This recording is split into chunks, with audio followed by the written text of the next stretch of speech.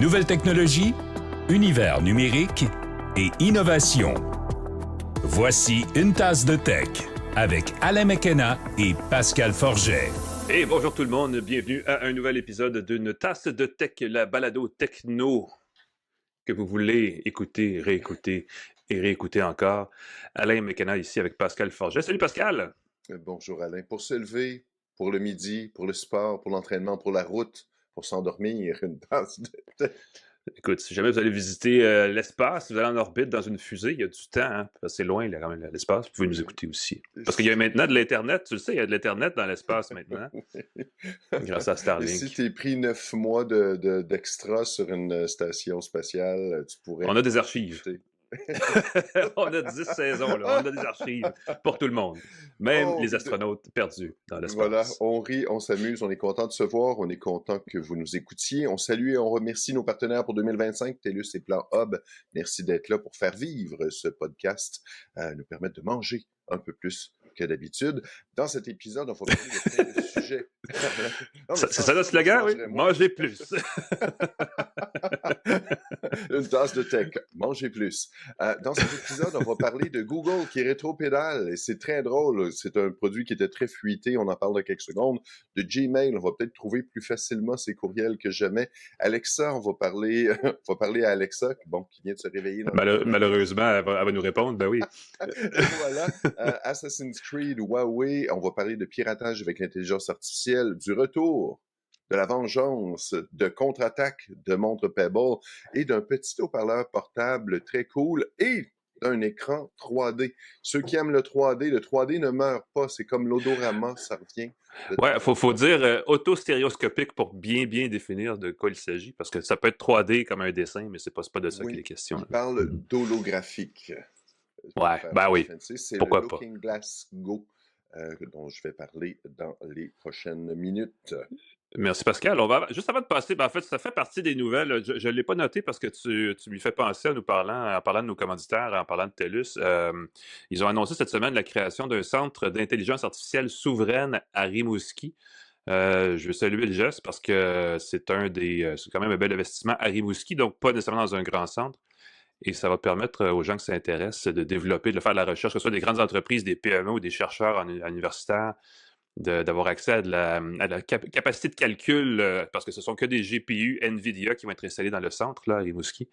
Et ça va être disponible cet été. Donc, les gens qui trippent intelligence artificielle et qui ont du travail, ce qu'on me disait, c'est que c'est pas une question d'argent et c'est vraiment une question d'accès à la quincaillerie qui est l'enjeu en ce moment quand on travaille en intelligence artificielle.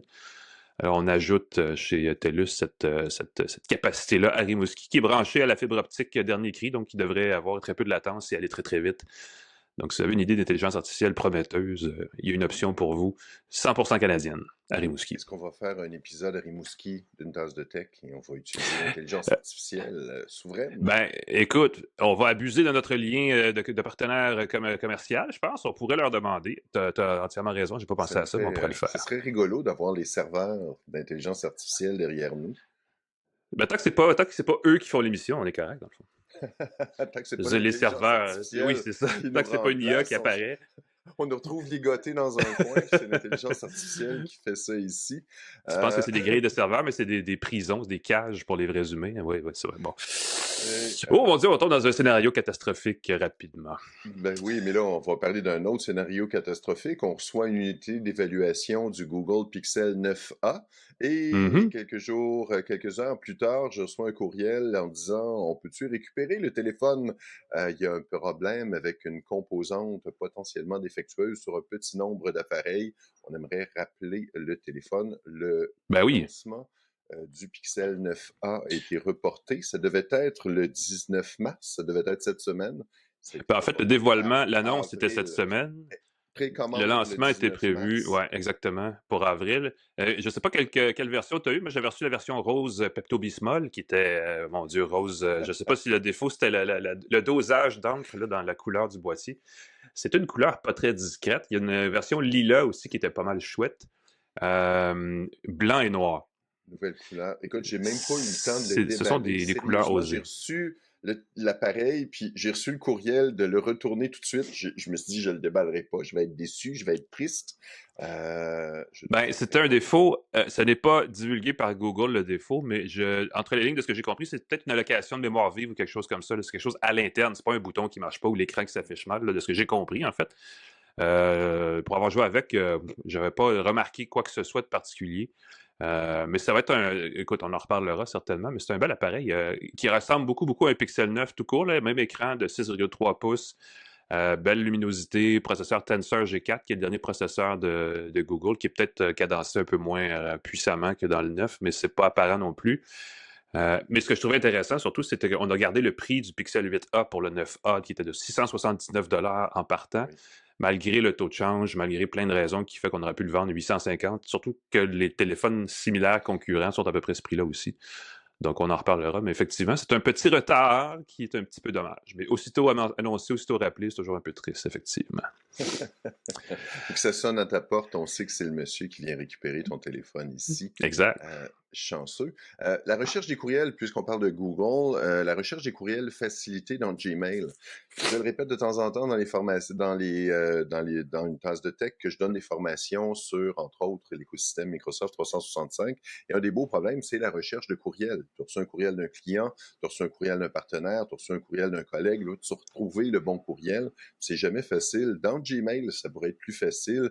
On va nous permettre, grâce à l'intelligence artificielle, bien sûr, un petit bonus chaque fois qu'on dit ce mot-là, on va avoir des courriels qui ne seront pas non seulement classés par mots-clés et par ordre chronologique. On va, grâce à l'intelligence artificielle, détecter le courriel qu'on ouvre plus souvent. Tu sais, le courriel auquel on se réfère régulièrement, qu'on peut trouver vite. Les contacts fréquents. Donc, ça pourrait me permettre, par exemple, de voir le courriel avec l'horaire d'une tasse de tech que tu m'as envoyé parce que tu es mon contact que j'ouvre récemment. C'est une fonction qui va être déployée graduellement chez les utilisateurs. Ça va permettre de voir les courriels plus pertinents dans sa recherche et aussi la recherche par courriel plus récent. Des fois, on veut juste voir le dernier courriel avec le mot facture dedans, par exemple, pour le J'ai hâte de voir ça.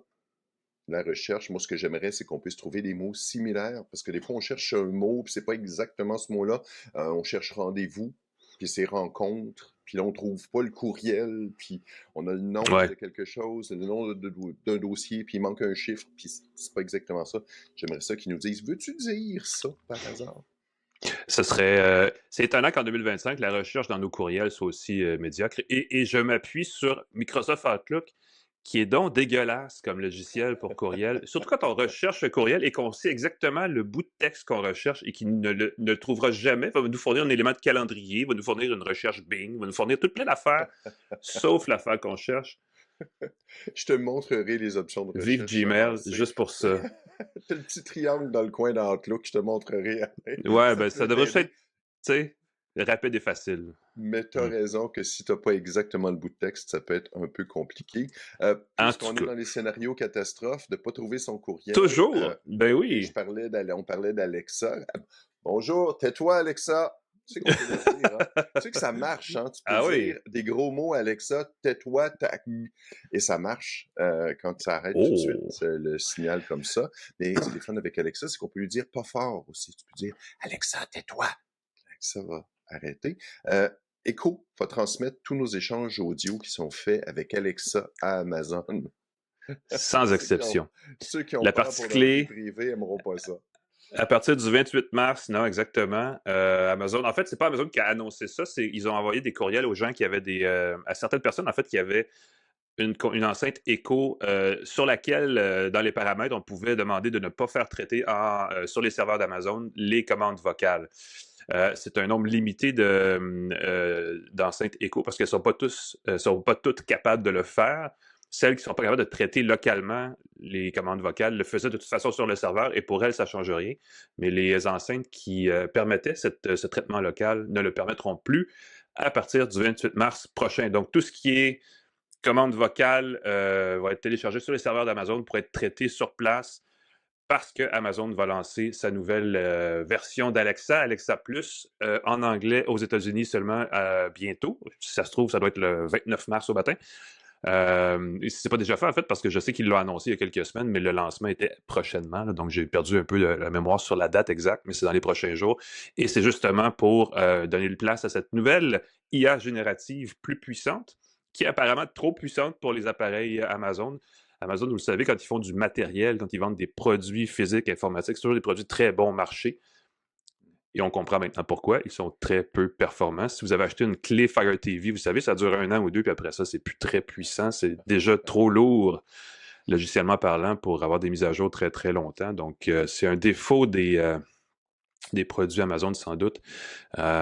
Et là, le problème, c'est que si vous décidez de ne pas vouloir faire envoyer vos enregistrements vocaux sur les serveurs d'Amazon, vos enceintes Echo, ne servent plus à grand-chose. Donc, c'est un peu frustrant. J'imagine que si j'étais un avocat, je penserais à l'éventualité d'un recours collectif pour perte de jouissance. Vocale, bien sûr. Alain, dans l'intro de notre podcast, il faut qu'on mette perte de jouissance. On va parler de perte de jouissance. Ça va accrocher un certain public, Alain. Je suis certain que ça va augmenter. Oui, mais c'est un terme légal, là. Vous voyez ce que je veux dire, bien sûr. Un terme juridique. Mais en tout cas, c'est un peu fâchant. Et je comprendrais les gens qui ont une enceinte écho d'être frustrés parce qu'essentiellement, la seule chose que mon enceinte écho fait ici, c'est jouer de la musique. Puis là, ça va être comme, mais pourquoi je peux pas juste jouer de la musique sur mon enceinte sans que ce soit comme... Mais vous savez qu'à partir de là, sur les serveurs d'Amazon, évidemment, ça veut pas dire qu'Amazon va écouter et espionner vos conversations. C'est juste pour mieux traiter plus rapidement, mieux comprendre la commande vocale plus naturellement et mieux fournir une réponse adéquate. À partir de là, évidemment, il y a peut-être des failles et des limites, là, mais quand même, c'est pas à la base une façon d'espionner les gens, là, qu'on se comprenne bien. Et là. Parlant de perte de jouissance. Et d'intelligence artificielle qui dégonfle, oui. Ben oui, il y a Apple qui déplace son vice-président responsable du Vision Pro, qui est un produit extrêmement niché, fun, hein? mais qui est niché. Malheureusement, il décolle pas comme j'imagine qu'Apple imaginait que ça décolle. Je pense que les ventes n'ont pas décollé, il n'y a pas d'application essentiel qui va faire j'ai besoin d'un Apple Vision Pro. Ouais. Et le vice-président responsable du Vision Pro va se déplacer pour s'occuper de Siri et d'Apple Intelligence. C'est comme tu passes d'une patate chaude à une autre patate chaude. Je suis pas sûr que c'est vraiment génial.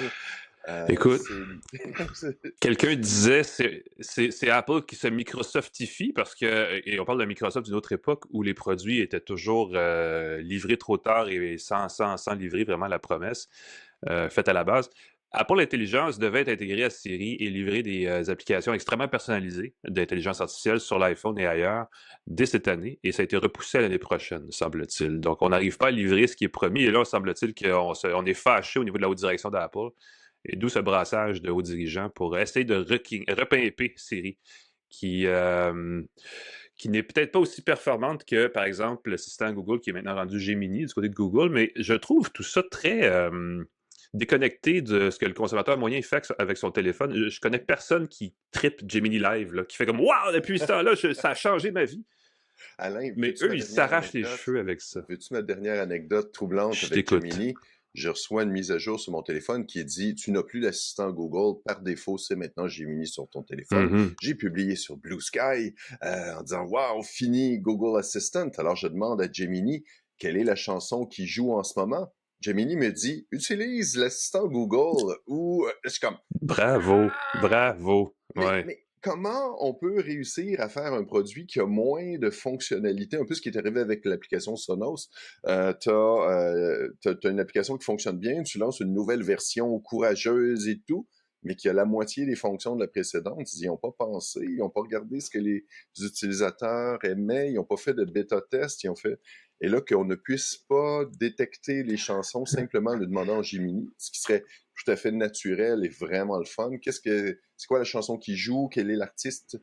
Est-ce que cet artiste-là, l'artiste de la chanson qui joue est en concert bientôt? Ce serait des questions naturelles, mais comme il peut même pas écouter la chanson qui joue, je suis fâché. C'est ahurissant parce que sur les enceintes Est-ce que ça s'appelle Nest maintenant? Peut-être plus, mais de Google, les enceintes connectées. C'est la même chose sur Amazon. Les applications les plus demandées, les interactions vocales, c'est de la musique et genre des blagues de pet et des choses comme ça. Oui, Et là, c'est on dit, vrai. oui, mais nous, on a intégré Deep Research de DeepMind dans notre intelligence artificielle générative. Vous pouvez faire des... Mais quand est-ce que, vocalement, tu fais des applications aussi complexes? Tu sais, c'est comme, ça n'a aucun Exactement. sens, là. C'est déconnecté totalement. T'es en train Enfin, de demander à bref. ton assistant de faire un gros bruit de pète. Ça, c'est C'est populaire. c'est gênant, mais c'est souvent ce qu'on me propose, hein. Je suis en train de dîner avec ma blonde, puis là, tout à coup, voici les applications qu'on vous suggère. Bruit de pète, RAW puissant. Ben oui. Voyons! Mais Amazon, sur Prime Video, c'est LOL Québec qui est la plus grosse affaire, puis c'est juste des blagues de pète, donc clairement, il y a un filon, là. Mais l'IA, elle, est comme à un autre niveau. Allez savoir. Ah, et attends un peu, juste, il faut qu'on le mentionne. On a nommé Oui. la personne, le vice-président responsable de Vision Pro, s'appelle toujours Mike Rockwell. Et je trouve que ça fait nom d'acteur porno. Faut que je le dise. Mike Écoute, Rockwell. Rockwell. Ben, c'est sûr que c'est un nom Rockwell. très puissant, on va dire ça comme ça, Voilà. effectivement. Il est maintenant en Euh, charge du Vision Products Group. Il est maintenant en charge du groupe de Siri. Voilà. Voilà, à suivre. Écoute, il y a eu un gros lancement cette semaine, particulièrement au Québec, parce que c'était le lancement tant attendu de la nouvelle version du jeu Assassin's Creed, le nouvel opus, devrais-je dire, c'est pas une version, c'est vraiment un tout nouveau titre. Assassin's Creed Shadows Hey. a été lancé. Ils ont fait une petite conférence à Montréal et ils ont invité nul autre que Nick Suzuki, le capitaine du Canadien de Montréal, pour venir discuter, débattre le bout de gras, n'est-ce pas, comme on dit, comme le veut l'expression très québécoise. C'est un À gagnant, propos de j'imagine. ces... Ben, clairement, on sait que les joueurs de hockey, en tout cas les sportifs professionnels dans leur temps libre, on sait que, et là, ils ne seront pas contents que je le dise, mais un gars comme Patrick Laine, qui est le super scoreur sniper du Canadien, a des graves problèmes d'addiction du jeu vidéo qu'il essaie de combattre, entre autres choses. Donc, c'est peut-être pas nécessairement 100% positif, mais quand même, de voir le capitaine du Canadien venir discuter d'Assassin's Creed, c'est quand même pas rien. Shadows, c'est un jeu important pour Ubisoft au sens très large et pour les amateurs de la série au sens plus spécifique, parce qu'on a vraiment twisté un peu la formule. On essaie de relancer cette franchise-là avec un jeu qui se déroule dans le Japon féodal, qui était quelque chose que les gens espéraient voir depuis longtemps. Ben oui, On des peut jouer ninjas. 2 héros séparés, une petite ninja et un gros, un ronin, là, vraiment une espèce de bagarreur plus costaud. La critique est super bonne. J'ai joué quelques heures la semaine dernière, puis effectivement, c'est un jeu qui a ses qualités extrêmement vastes. Je veux dire, si vous aimez passer des dizaines d'heures dans un environnement immersif, vous allez être immergé bien comme il faut, il n'y a pas de trouble. C'est pas parfait, il y a des limites. J'ai trouvé que la courbe d'apprentissage grimpe vite pour les... Tu sais, on se super spécialise dans les combats rapidement. On peut faire 800 gestes différents et on finit par trouver comme juste une formule qui fonctionne simplement parce que l'IA intégrée, là, c'est limite elle aussi. Et c'est souvent juste une twist qui fait qu'on traverse facilement les jeux. Mais bref, Nick Suzuki, lui, fait dire qu'il est plus le style ninja furtif, alors que s'il avait à suggérer un joueur du Canadien pour jouer le bagarreur, ce serait plus Arbor Chekai, là, qui est le gros défenseur costaud qui pète des tronches sur la glace. Et donc, il le fait aussi au contrôleur de sa Sony, de sa console, pas Sony nécessairement, mais de sa console ou de son PC ou peu importe. Mais bref, tout ça pour dire que Assassin's Creed Shadows est lancé, mesdames, messieurs. Le plus gros titre fait par Ubisoft au Québec, à Québec et à Montréal depuis au moins 4 ans. Et si ça vous intéresse, allez voir ça. Évidemment, vous savez déjà que c'est lancé, mais sachez aussi que le capitaine du Canadien vous approuve votre choix si vous achetez le jeu. Moi, je me dis tout le temps, des athlètes d'élite, des athlètes de haut niveau ont habituellement une perception visuelle extraordinaire, des réflexes au-delà de la moyenne du commun des mortels. Ils doivent être bons aux jeux vidéo. Et je regardais Drive to Survive. Ils ont certainement du temps pour le faire, en tout cas. Ben oui, les pilotes de Formule 1, ils jouent aux raquettes. Je suis sûr qu'ils sont, ils sont meilleurs que le commun des mortels. Ils sont plus rapides, plus athlétiques, meilleur champ de vision. Écoute, ça doit être... Il y a une coordination aux yeux-mains qui est... je le vois dans les sports avec les jeunes joueurs d'élite. La différence entre un jeune qui est bon dans les sports et un qui l'est moins, c'est vraiment au niveau de ce que tu vois et le réflexe pour tout de suite réagir. Et ça, évidemment, avec un contrôleur de jeux vidéo, ça paraît aussi. J'imagine, en tout cas, que ça doit aider un petit peu. Mm-hmm. Les laptops Huawei vont passer à Linux. Tu parlais la semaine dernière de ce qu'on n'avait pas ici, qui était disponible à l'étranger. Oui. Huawei continue de faire des appareils, continue de faire des téléphones. Ils vont passer à Linux pour leurs ordinateurs parce que la licence avec Microsoft avec Windows va expirer ce mois-ci. Donc, ils vont utiliser leur prochain ordinateur. Ça va être un MateBook qui va avoir un processeur maison Kunpeng. J'espère que je le prononce correctement. Il va avoir Harmony OS, leur système maison. Je crois qu'il était basé sur Android ou sur Linux au départ, mais il va avoir une édition spéciale purement Linux. Et ça, je me demande, encore une fois, quand on parle de Linux, souvent on reçoit une volée de bois vert parce que j'ai pas mentionné la bonne distribution, le bon éditeur de texte et ainsi de suite, mais je me demande si ça pourra pas aider à quelque part, donner des ressources aux gens qui utilisent Linux. On parle toujours de l'année Linux dans les ordinateurs et ainsi de suite. Ça pourrait donner peut-être un coup de pouce. Peut-être que non. Écrivez-moi là-dessus. Je serais curieux d'avoir ceux qui sont familiers avec le monde Linux, si ça va aider ou au contraire diviser le monde Linux davantage. Huawei aussi lancé ceux qui aiment les... Non, mais comme si on avait besoin de plus de division dans le monde Linux. Ben voilà. Et voilà. Il y a Huawei aussi lancé un téléphone de style flip. Ceux qui aiment les téléphones de style flip, le Pura X, qui a une proportion 16:10 quand on le C'est assez déploie. spécial comme format, ouais. Le format est assez particulier, un peu plus large. Au lieu d'être étroit et long, il est un peu plus large. Ça pourrait plaire à un certain public. Cependant, les applications ne sont pas compatibles avec Android, donc ça risque de ne pas être compatible avec un paquet de périphériques et peut-être des applications que vous aimez bien. Voilà. Linux. Écoute, encore cette semaine, j'écrivais là-dessus. Les distributions Linux, il n'y a pas de magie, les amis. Si tu installes Linux sur un ordi puis tout fonctionne du premier coup, allez acheter un billet de loterie parce que j'ai jamais vu ça. Mais là, les gens sont comme non, c'est super facile, c'est plus facile que Windows. Comme.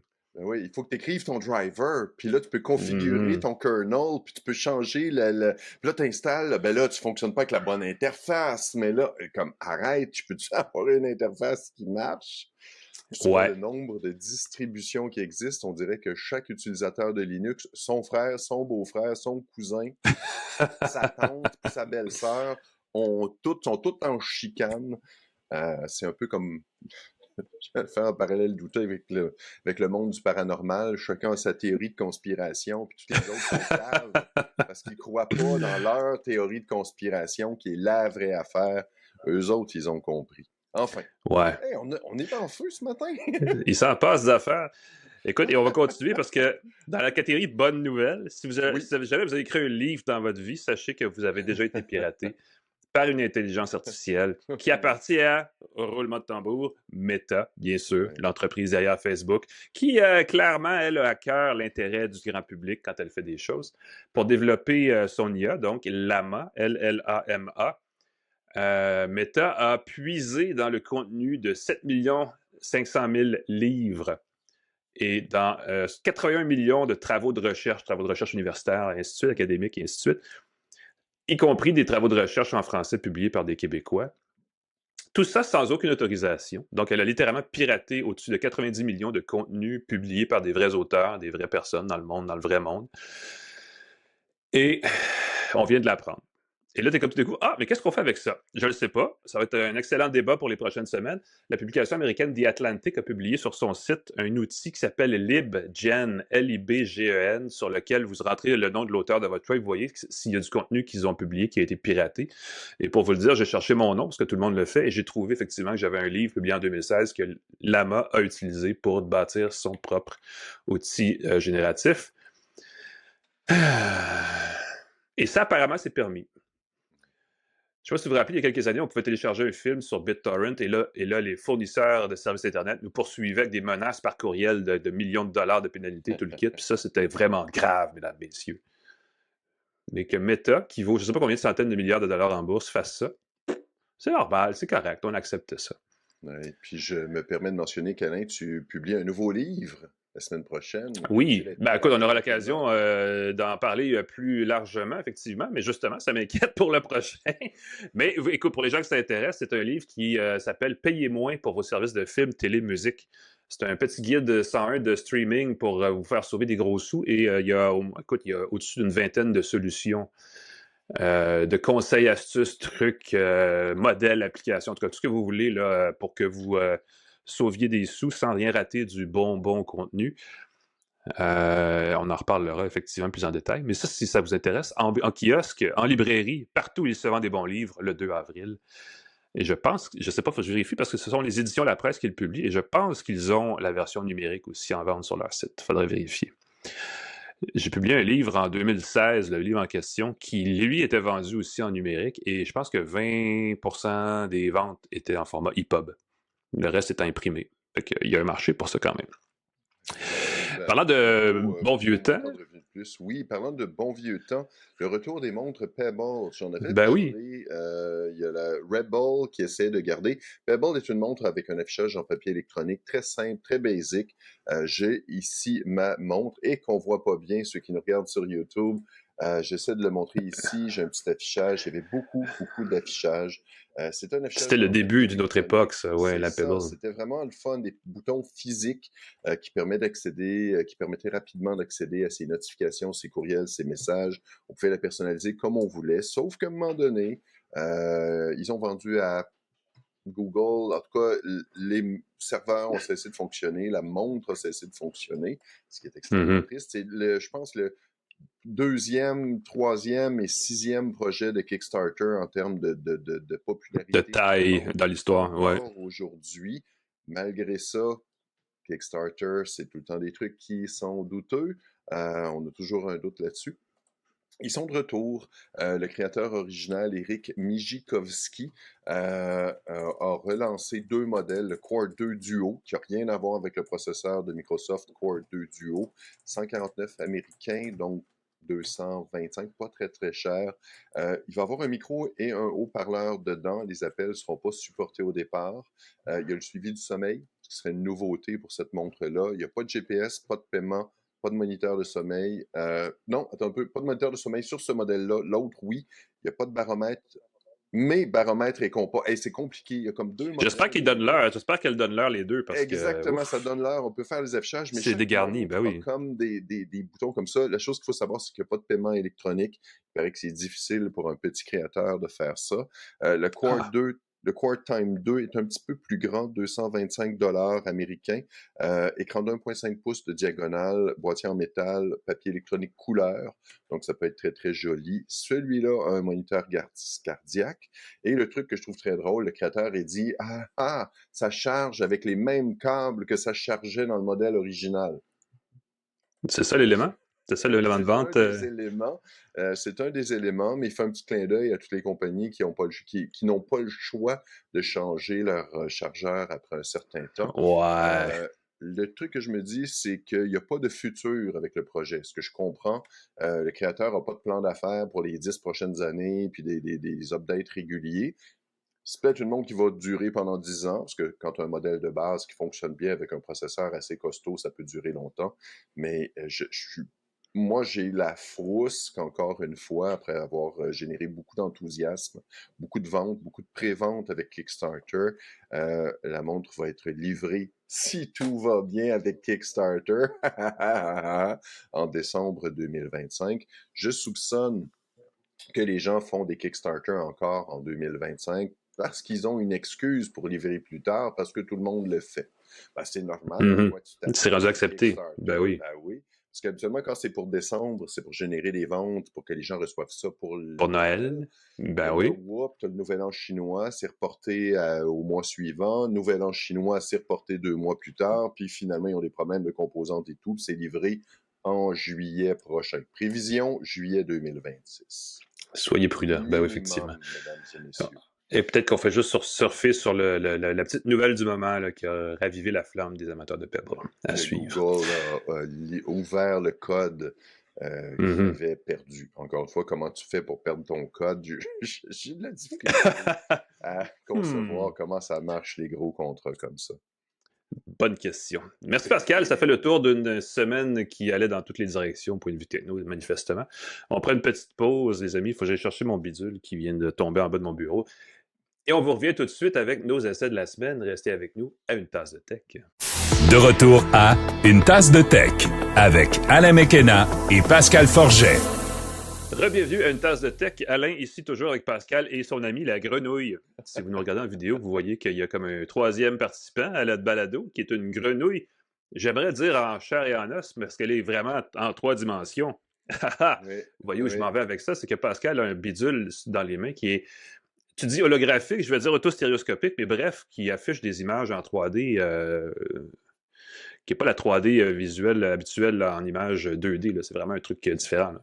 C'est des images qu'on peut voir sans lunettes, sans avoir besoin Comme d'effets la télé 3D, d'image. dans le C'est fond, ça, ouais. comme la télé 3D, on peut regarder l'écran et on voit l'image qui semble sortir de cet écran.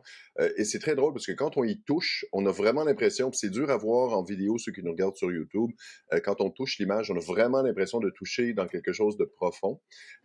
C'est le Looking Glass Go, d'une compagnie qui s'appelle Looking Glass. C'est un écran de 6,6 pouces de diagonale. OK. Portable. Je l'ai branché dans mon ordinateur en ce moment pour avoir une sélection d'images que je peux vous présenter rapidement, mais je pourrais aussi l'utiliser en mode autonome, le brancher, ça se connecte au Wi-Fi et on peut, avec son téléphone, prendre une photo et l'envoyer dedans. Et on peut choisir, on peut se créer des listes de lecture et ajuster l'effet stéréoscopique, l'effet 3D. L'intelligence artificielle est utilisée, mais on peut avoir des ajustements, dire par exemple, je veux que ce soit ton visage qui soit en avant-plan et le chat que tu tiens dans tes mains un peu derrière et vice-versa. Tu peux l'ajuster, évidemment, il y a beaucoup d'ajustements qui sont nécessaires. Moi, j'ai plein de questions par rapport à ça.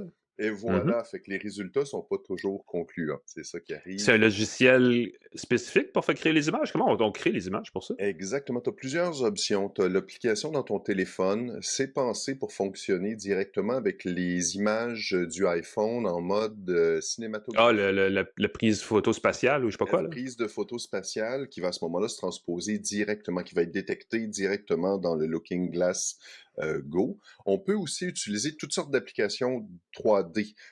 Donc, dans la liste ici, là, regardez sur le site de Looking Glass, mais on parle de Blender, de Unity, de Unreal Engine, des photos WebXR, des standards de création 3D. Donc, si vous êtes un animateur en jeu vidéo, vous savez probablement mieux que moi que vous pourriez prendre cet écran-là, le brancher dans votre ordinateur comme un deuxième, troisième, quatrième écran et y projeter vos créations 3D. Image. Et Est-ce que voir c'est que de l'image. la photo ou il y a de la vidéo aussi disponible? Comment on Ça peut... peut fonctionner avec de la vidéo, tu as des petits clips animés qui sont possibles. Fait que oui, tu pourrais tester ou regarder ton personnage en 3D là-dessus.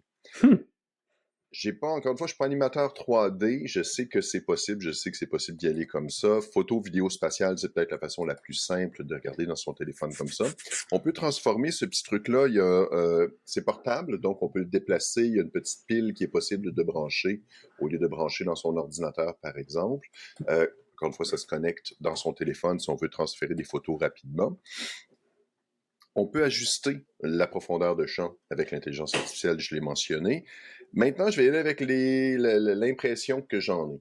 L'affaire qui arrive, c'est que c'est un gadget qui coûte 430 $, 300 $ américains, donc jusqu'à 450 avec les frais de livraison et tout. Il y a des écouteurs, on peut écouter des vidéos, voir des choses. Ça pourrait servir éventuellement pour des appels vidéo. Tu pourrais voir la personne en 3D dans ton écran. J'imagine que ce serait possible, ce serait très cool. On met beaucoup d'accent sur iPhone, iPad, Mac, mais c'est aussi PC, c'est aussi Android si on veut des logiciels pour fonctionner avec ça. J'ai l'impression de voir, en termes d'effets 3D, j'ai pas fait « Waouh, c'est du réalisme incroyable ». Je l'ai fait avec l'Apple Vision Pro. Quand tu mets en 2024, je l'ai mis en 2024, j'ai mis ça sur mes yeux, j'ai fait OK, on a vraiment un effet stéréoscopique, réaliste et tout. Dans ce cas-ci, j'ai l'impression de voir les cartes qu'il y avait avec la gomme ballon quand on est petit. Ouais. Le joueur de hockey en 3D, tu bougeais la carte puis tu avais un effet stéréoscopique. C'est comme un effet de prisme, là. Ouais, c'est ça, ça déplaçait, ça faisait bouger un peu. Ouais. Et c'est ça qu'on voit. Fait que sur mon bureau, je suis pas émerveillé, j'ai l'impression de voir des pixels. Fait que ça fait quelque chose de très joli. Je vois vraiment la grenouille qui me regarde avec des grands yeux qui sort de l'écran, mais l'effet est pas aussi réaliste que j'aurais espéré en 2025 pour un nouvel appareil. Mais je vois l'utilité. Quelqu'un qui fait de l'animation 3D, qui veut tester de quoi ça a l'air, quelqu'un qui fait des objets comme ça, qui veut les visualiser rapidement. Je regarde ma grenouille ici. L'autre chose qui Mais est c'est pas un cadre intéressant. photo non plus. Tu peux pas juste le laisser comme ça en cadre photo. Oui, tu peux le Ça, laisser en ce cadre serait... photo en Ouais, mode OK. autonome. Fait que tu pourrais faire une liste de photos puis le laisser rouler puis ajouter aux besoins des photos comme ça. Ah, OK. Sauf que, et ça c'est la grosse affaire, le champ de vision est très réduit. Je vais le remontrer, ceux qui Oui, ben regardent c'est sur YouTube le ici. principal défaut de Et c'est ça, si ces je tourne appareils-là, ces l'écran un petit peu, affichages-là. le champ de vision est d'à peu près 60 degrés et après ça, on voit plus rien. Fait que si je Mhm. regarde, je vois un écran noir dès que je suis pas devant. Si je me mets devant, je vois la grenouille avec un léger effet 3D. Si je me déplace, je revois un écran noir. Je vois plus ce que je veux voir. Fait que si je suis pas presque parfaitement dedans, j'ai un petit peu de jeu à gauche, à droite, ben, je vois un écran noir, ce qui est pas super. Puis si on le voit bien sur YouTube, regardez si ça vous intéresse, là, ceux qui considèrent l'achat de ce truc-là, le champ de vision est vraiment pas large. Fait que c'est un super beau gadget, tu sais, c'est bien construit, les accessoires sont le fun, tu peux le mettre dans un cadre photo justement pour l'encadrer, le mettre sur ton mur avec un support, tu peux ajouter le bloc pile pour le rendre autonome, le déplacer, une présentation, ainsi de suite. Mais est-ce que je suis émerveillé? Est-ce que ça vaut le coup d'achat, Pascal? Ben, pour moi, moins, mais je sais qu'il y a des gens qui trippent beaucoup, beaucoup 3D, des gens qui veulent voir ça, puis il y a peut-être des gens qui vont voir de l'émerveillement là-dedans. Mais, encore une fois, c'est un produit bien conçu qui, je crois, a peut-être un usage assez spécifique pour les créateurs de contenu en 3D qui peuvent avoir sur le coin de leur bureau un aperçu rapide de ce qu'ils créent. Puis, c'est quand même un effet wow, c'est quand même assez cool de voir la photo de faire « la grenouille, elle sort de l'écran. Hey, mon chat, il dépasse comme ça. » Mais c'est ça, c'est pas... Mais ça fait effet de photo, carte à jouer, stéréoscopique. Il y a un élément de curiosité, oui, quand ça fonctionne, c'est comme assez intéressant. Mais c'est vrai que le sweet spot est extrêmement pointu sur ce genre de gadget-là. C'est un objet qui va être à considérer par ceux qui ont des besoins assez spécifiques. Mais je suis content de l'essayer, puis je suis content de le voir. La compagnie fait des écrans plus grands qui, à ce moment-là, peuvent peut-être donner un meilleur effet stéréoscopique. Là. Quand tu as plus de pixels, quand tu as plus de profondeur, tu peux vraiment voir les objets se détacher sur une plus grande surface. Et là, l'effet est peut-être plus réussi. Merci, Pascal. Donc, le Looking Glass Go. Pour ceux qui aiment l'autostéréoscopie. J'espère que c'est le bon terme. Il me semble que oui, c'est ce qu'on me disait à une autre époque. Écoute, il y avait des prototypes holographiques. D'accord. L'écran holographique Looking Glass Go. De mon côté, je vais au plus simple, Pascal. C'est drôle parce que je voyais les publicités défiler dans mes réseaux sociaux, puis j'ai juste fait intriguant. Et j'ai écrit à l'entreprise. 2 heures plus tard, le colis UPS est envoyé. Donc, quand ça arrive, c'est une compagnie qui s'appelle Mag Sound qui crée ce petit haut-parleur Bluetooth qui s'appelle le Mag Beat. Mag pour MagSafe parce qu'il est aimanté à l'endos et on peut le coller c'est astucieux, ça. Comme un produit MagSafe sur son téléphone. Et ce qui est intéressant, l'intérêt, c'est que ça fait aussi une béquille pour votre téléphone quand vous l'utilisez, mais il y a aussi un port USB-C pour le charger. Et quand vous chargez le haut-parleur, par MagSafe, ça charge la batterie du iPhone ou de l'appareil qui aura un adaptateur MagSafe. Comme là, ici, j'ai le OnePlus le plus récent, le 13. Et l'étui vient avec un aimant MagSafe. Là, et pouf, je pourrais charger mon téléphone comme ça en l'appuyant sur l'enceinte MagBeat. L'anecdote, quand je vous disais que j'ai contacté ces gens-là, parce que j'ai eu une conversation sur Blue Sky à propos du dropshipping avec, Patate33, là, une personne anonyme qui pense avoir toujours raison, qui m'expliquait qui essaie de m'expliquer que des fois, on teste des produits pour des marques et c'est du dropshipping, on ne devrait pas donc parler de ces produits-là parce qu'ils sont faits en Chine. Et je dis, le dropshipping, c'est pas le fait qu'ils sont fabriqués en Chine, parce que même Bose et même Apple et même les grandes compagnies fabriquent leurs produits en Chine, ou en tout cas une partie de leurs produits en Chine. Le problème du dropshipping, c'est qu'une fois qu'on a acheté, l'entreprise, le site web disparaît. Et il n'y a pas de service à la clientèle, il n'y a pas de service en français, il n'existe pas l'humain derrière pour faire le suivi après si le produit est défectueux. Et ça, c'est là où la ligne se trace, en fait, avec du dropshipping. Donc, eux, j'étais curieux de savoir si c'est effectivement juste un coup. Tu sais, des gens qui shippent là, de leur village dans la région de Shenzhen, puis dont on n'entend plus parler après. Et ces gens-là m'ont réécrit plusieurs fois, donc clairement, ils ont intérêt à suivre, et c'est pas le seul produit qu'ils vendent. Ils n'ont pas Ils ont un historique. En fait, ils existaient avant, ils vont exister après. Donc, ce n'est pas nécessairement du dropshipping. Et surtout que dans ce créneau-là, des petits speakers à 50$ comme ça, il y en existe une tonne. Donc, j'étais curieux de savoir si effectivement, eux, c'était pas juste un coup de marketing rapide. Et non. Il y a différents éléments, pas mal de fun à propos de ce petit haut-parleur-là. Premièrement, le premier, c'est que si vous cherchez quelque chose pour la terrasse, parce que là, le printemps arrive et on veut veiller sur la terrasse, sur le balcon en arrière, prendre un petit peu de soleil, puis mettre une petite chanson. Il n'y a pas des tonnes d'options pour une enceinte d'extérieur qui est le fun. Et ça, c'en est une parce que vous le collez derrière votre téléphone, vous déposez votre téléphone sur la table, sur le coin du divan, sur le coin de la terrasse, peu importe, et ça fait un son assez intéressant. La fiche technique dit que c'est une puissance maximale de 3 watts, ce qui n'est pas très gros, mais c'est très enrobant, c'est étonnamment puissant. On a un haut-parleur de 40 mm avec un aimant en néodyme, qui est en fait un composant, un métal très magnétique, nécessairement, qui est souvent utilisé dans les enceintes de plus haute qualité. On a parlé il y a un petit bout de temps des écouteurs Sennheiser qui valaient, de mémoire, ils valaient 1000$, un petit peu moins de 1000$. Et ils avaient exactement cette technologie-là à bord, des haut-parleurs de 40 mm avec le magnet, avec l'aimant en néodyme. Et ça aide parce que c'est un métal aimanté qui peut être facilement magnétisé, démagnétisé et remagnétisé, donc qui peut générer entre autres choses, un son plus nuancé, qui est plus respectueux, disons, d'un spectre sonore élargi et qui crée des bonnes basses aussi, vu le 40 mm. C'est pas mal meilleur que les petites enceintes et c'est certainement extrêmement plus meilleur. Cette phrase-là n'a aucun sens, mais c'est vraiment supérieur au haut-parleur de n'importe quel téléphone. Et ça se tient bien dans la poche, donc ça rehausse beaucoup la lecture musicale ou d'une vidéo, mais à partir d'un téléphone. L'appareil a donc une puissance, c'est ça je disais, de 3 watts, ce qui est quand même pas rien. Il y a évidemment un jumelage Bluetooth, il y a une petite commande physique à l'endo, et si vous avez 2 MagBeat et que vous les jumelez en double-cliquant rapidement, vous avez une paire stéréo ça, c'est le fun. Sans fil qui tient dans la main, vous voyez, comme ça, et ça crée un son extrêmement étonnant, ça crée une stéréophonie vraiment le fun. C'est comme avoir des écouteurs, mais qu'on peut déplacer n'importe où, en fait. On a beaucoup d'appareils qui ont un effet stéréophonique, mais on n'a plus l'écoute de la musique avec 2 haut-parleurs séparés, puis qui crée une ambiance. Et je pense qu'on a oublié à quel point c'était le fun de la vraie stéréophonie dans une pièce. Exact. Et ça, vous en achetez 2, c'est 100$. C'est pas cher pour 2 haut-parleurs, pour une paire stéréo Bluetooth. Je veux dire, il y a des appareils qui sont plus clinquants, qui vont être plus gros, tout ça, mais le son ne sera pas nécessairement meilleur. Ceux-là, ils ont aussi une batterie. Ils sont chacun, évidemment, bons pour 10 heures de fonctionnement sans recharge. Donc, ça peut aussi servir si vous êtes au parc ou si vous êtes ailleurs.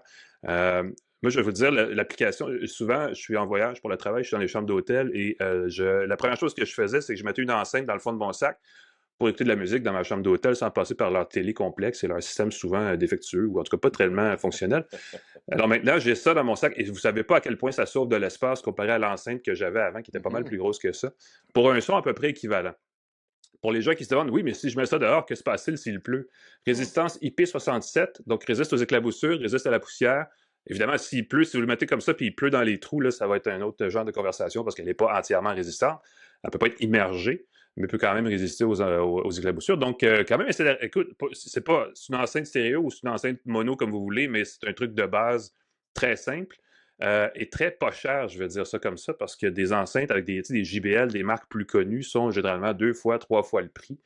Donc, je trouve ça intéressant, vu le prix de vous parler de ce petit gadget qui, vu que le printemps arrive, peut faire un beau petit cadeau de la fête des mères, peut-être, ou de début de printemps pour les gens qui aiment écouter une petite musique sur la terrasse. Pour relaxer un brin. Ou alors, vous mettez les deux, vous jumelez ça par Bluetooth sur votre ordinateur, sur le bureau où vous êtes, et vous avez une paire stéréo pas chère pour écouter de la musique. Il y a un micro, vous pouvez même faire des appels avec en mode main libre. Je vous avouerai franchement que je n'ai pas eu le temps de l'essayer, mais j'ai l'impression, vu la composition, que la voix ne doit pas être très bien captée. Cela dit, j'ai fait un appel avec quelqu'un qui avait l'espèce de truc en triangle du futur qu'il y a dans toutes les salles de conférence de l'univers et le son était vraiment pas très bon non plus, donc je me dis ça ne peut pas être pire que ça. Mais si vous avez un environnement silencieux, ça dépanne en mode main libre, effectivement, ça, il n'y a aucun doute. Ça ne peut pas être pire que le haut-parleur du téléphone non plus. Donc voilà, MagBeat, vous pouvez googler ça, ça se vend directement à partir du site, 50$. Il est un petit peu plus cher, il est en spécial parce qu'ils vont lancer une version qu'ils appellent le MagBeat Pro plus tard cette année, probablement au courant du printemps. Je pense que la promesse du MagBeat Pro, c'est d'avoir une recharge bidirectionnelle, c'est-à-dire qu'on peut charger le téléphone à partir de la connexion du haut-parleur, mais on pourra aussi recharger le haut-parleur à partir du téléphone par connexion MagSafe et des petits détails comme ça, mais je pense pas que ça va changer grand-chose à l'utilisation. Et il y a une petite bague lumineuse Adèle qui change de couleur à mesure que la musique joue. C'est quand même assez rigolo. Donc, pour les enfants, pour votre douce moitié, pour n'importe qui a le goût d'un petit haut-parleur pas cher, sérieusement, j'ai été surpris, je m'attendais à rien, et paf, belle surprise. Des fois, il y en a des comme ça. Allez voir ça. MagBeat. MagBeat, j'aime ça. J'aime ça. De Mag Sound. De Mag Sound. On remercie nos partenaires TELUS, Plan Hub, Cogeco Média pour la mise en onde. Merci beaucoup de diffuser ce podcast partout dans l'univers. Abonnez-vous pour ne rater aucun épisode d'une tasse de tech. Vous pouvez me suivre sur pascalforget.com, sur Blue Sky, sur les réseaux sociaux. Alain McKenna, on peut te lire dans la presse, entre autres. Un autre épisode qui se termine. Oui, monsieur. Une autre petite larme versée. On va devoir attendre une autre semaine avant de se revoir. Mais bon, ça va être une grosse semaine. Il y a toujours, avec le printemps qui clairement réveille tout le monde, il y a plein d'actualités qui débloquent dans les technos ces jours-ci. On n'a pas parlé de Vous savez qui, encore une fois, cette semaine. Donc, 2 morceaux de robot pour nous. Oh! La menace orange. Oh! Non, mais on ne l'a pas nommé. Donc, c'est votre oasis de bonnes nouvelles technologiques qui prend fin, mais qui revient. N'ayez crainte la semaine prochaine. Entre-temps, prenez soin de vous. On se reparle la semaine prochaine pour une autre tasse de tech. Salut tout le monde.